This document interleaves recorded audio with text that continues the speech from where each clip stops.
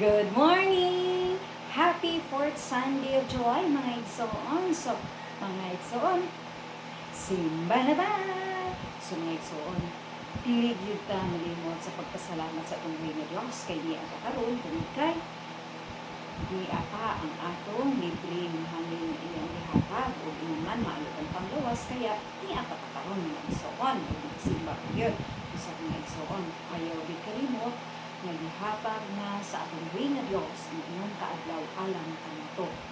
But, gipangayo niya ang layaan na adlaw alang sa pagsimba, pagdaig sa atong way na Diyos sa mga igsoon. Simba na ta! Kung ayaw kalimot, kinsa ka man, kinsa man ako, kinsa man kinagdaman, Jesus loves you, and I love you all. Bye!